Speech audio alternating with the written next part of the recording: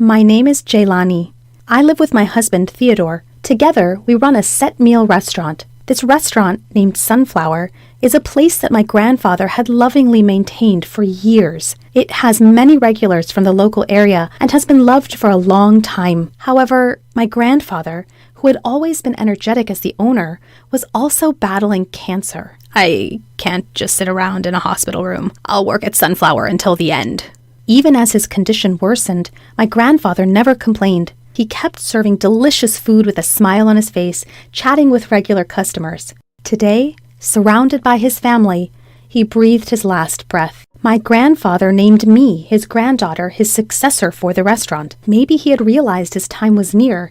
He left a detailed will, including instructions about the inheritance of the shop. Accepting my grandfather's will, I decided to become the owner of Sunflower. Thankfully, even after my grandfather passed away, the customers didn't stop coming. The employees who had been working for us continued to serve faithfully. Having watched my grandfather's cooking all my life, I was confident that I could continue to serve dishes that tasted just like before. Perhaps it was because I was cooking with all my heart to keep the restaurant going, but the regular customers, who were used to my grandfather's cooking, gave positive feedback. "This taste!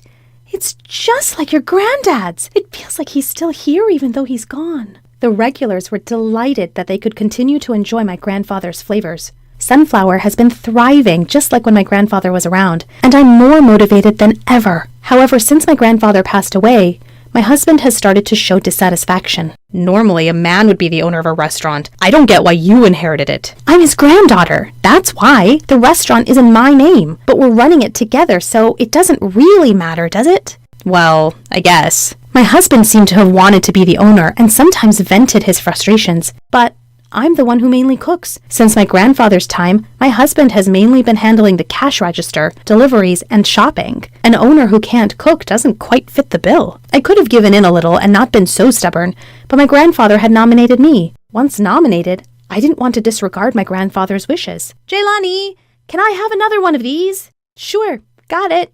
The restaurant is still bustling, and I'm busy every day. Then, one day, someone paid a visit. "Hey, big bro, long time no see." It was my husband's younger brother. This brother-in-law of mine was quite a troublesome character. Despite his age, he didn't hold a steady job and was always flitting about, playing around. To be honest, I found him difficult to handle. Last year, he moved far away, saying he was going to find work, but it seems he quit that job and came back. "Oh, welcome back." Despite this, my husband cherished his younger brother. My husband seemed glad that his brother had returned to our hometown. "I heard the old man passed away. You took over the shop, right, bro?" "No, not me." "No way! Your wife? Seriously? A woman running a shop? That's hilarious." Unaware of the annoyed looks from the customers, my brother-in-law roared with laughter. I felt silly engaging with my brother-in-law and decided to ignore him. "Since we're family, it's free, right?" "Yeah, sure." My brother-in-law ate a large meal, drank beer, and left without paying. That's how unreasonable he is. "Our relatives come here too, but they always pay. It's unfair to make only your brother free, so please charge him next time." "It's fine. He doesn't have money. It's okay to give him a break." My husband seemed to be siding with his brother to the end. After that, my brother-in-law regularly visited the restaurant and ate and drank without paying. Each time, I warned my husband, but he would not listen. Perhaps because I was being persistent, my husband became grumpy and talked less. As our relationship worsened, my brother-in-law started coming to the restaurant more frequently. And each time he would whisper with my husband in the back of the kitchen. I'm sure they were bad-mouthing me. I tried not to mind their behavior and kept cooking. While glancing at me working hard, my brother-in-law had this conversation with my husband. "Can't we somehow make this restaurant yours, bro? The name is in my wife's name, so... The location is good. There are many customers. Let's make it your restaurant and monopolize the profit. It must be hard being under your wife's thumb like this." "Well, yeah, but..." My brother-in-law had set his sights on Sunflower and was scheming to make it their own. Taking advantage of our marital strife, he was trying to get my frustrated husband on board. "But how are we going to make it our restaurant?" "I have a good idea." The two began to quietly plot. My husband agreed with his brother's opinion, and they decided to put their plan into action. The next day was the restaurant's day off. My husband left early, leaving me alone. Even though it was my day off, I remembered that the kitchen was dirty. I decided to visit the restaurant and spend the whole day cleaning. When I tried to open the door of the shop, it was unlocked. Thinking I'd forgotten to lock it yesterday, I rushed in, and there were my husband and brother-in-law. Oh, you're here. I was surprised because the door was unlocked. It's our day off today. What are you doing? As I called out, the two of them smirked as if they were up to something. Actually, we have something to talk to you about. Since you took over this restaurant, you've been getting too big for your boots and it's bothering us. I'm not getting big-headed. No, you are. Don't you think so? I do. You're happy because the restaurant's thriving and profitable. What are you trying to say? The two of them spoke as if they were making fun of me, which frustrated me. As I showed my angry expression, my husband started to spread out some documents on the table. I'm sick of your attitude. Let's get a divorce. The document was a filled-out divorce application. Surprised by the sudden announcement, I was stunned. Huh? What? What do you mean? I was shaken, unable to understand what my husband was thinking. The first thing that crossed my mind was about the continuation of the restaurant. There are a few employees, but running the restaurant alone after the divorce would surely be hard. This is too sudden. I don't understand what you're saying. It would be hard for me to keep running the restaurant alone if we divorce. About that, we're going to buy this restaurant. We're going to start it anew as our own, so we want you to leave. I couldn't understand what my husband was saying at all. It's such a waste to continue running a dull diner in such a good location with so many customers. We're going to make this restaurant better. That's why? Please sign the divorce papers and leave quickly. The two of them were saying such absurd things that I couldn't keep up. This is a restaurant that my grandfather protected. The profits are already enough. We should continue as we have been for the sake of the customers. So you're saying you have no intention to grow? In a little while, a restaurant like this will go out of business. To prevent that, I'm saying I'll start a new restaurant. No matter what I said, I couldn't get through to them. Surely my husband must have been brainwashed by his brother. Well then, we'll buy this restaurant for whatever price you want. We'll be able to earn it back quickly, so any price is fine. I couldn't stand the bullying attitudes of the two of them. All right. If that's the case, I'll sell it for $50,000. Please wait for 2 weeks while I prepare the divorce papers and the contract. And during those 2 weeks, neither of you should come to the shop. Once I said I was selling the shop, the two of them were in high spirits. There was a reason I was giving up the shop so easily. They were selfishly talking without knowing about it. In the meantime, I managed to run the shop alone. Huh? Where's your husband? Well, we're actually getting a divorce. What? So suddenly? So, will you be running Sunflower alone then? No, my husband is buying this shop. I'll be leaving in 2 weeks. The customers were surprised and looked genuinely disappointed. But there's some good news too. I quickly distributed flyers that I had made to the customers. When they saw it, their expressions immediately relaxed. And 2 weeks later, I presented the contract to sell the shop and the divorce papers. There are no complaints with this, right? My husband promptly signed the contract. $50,000. I'll transfer it to your account right now. So this is my shop from now on. My husband and brother-in-law were ecstatic. With them out of the corner of my eye, I packed up my belongings and left the shop. On my way to file the divorce papers, I was excited to see what the two of them were going to do next. My ex-husband and brother-in-law immediately started running the shop. We've explained the situation to the employees, and even without Jaylani, the shop should run fine. All right, let's make some money!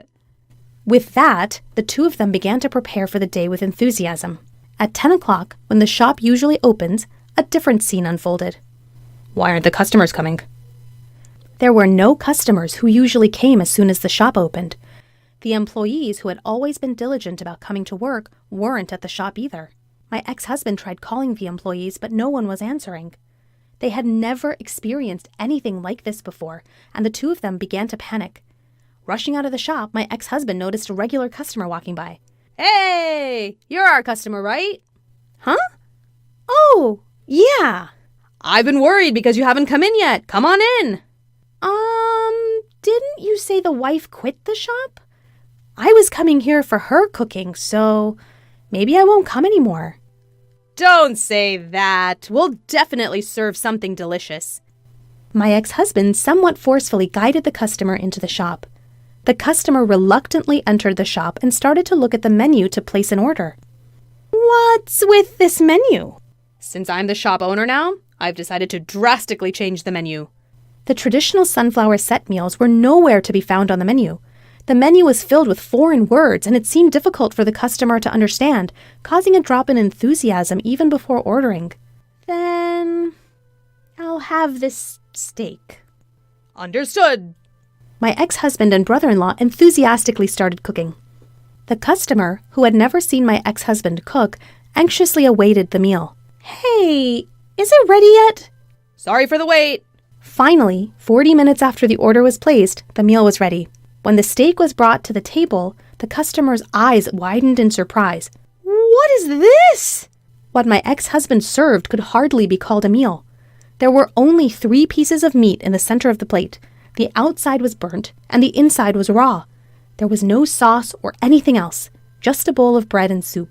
"We used high-quality ingredients, so we only used salt and pepper for seasoning. We cooked it to bring out the aroma of the outside and enjoy the rare inside." The customer didn't touch the steak, which looked like a failed dish at first glance.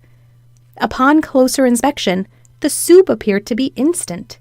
"I'm sorry, but I can't eat this." The disgruntled customer stood up, ready to leave the shop. My ex-husband was shocked that not a single bite was taken. "Customer, you still have to pay. That will be $30. $30? You're joking! I can't pay for this garbage-like meal? The furious customer stormed out of the shop. Taken aback by the unexpected turn of events, my ex-husband and his brother were stunned. At the same time, they realized they were in a dire situation. Neither my ex-husband, who had barely ever cooked, nor my freeloader brother-in-law could possibly run a restaurant. They should have realized this if they thought about it, but they were too focused on making money. From that point on, not a single customer visited the Sunflower under their management. Meanwhile, I had started a new shop in a different location. It's Sunflower 2.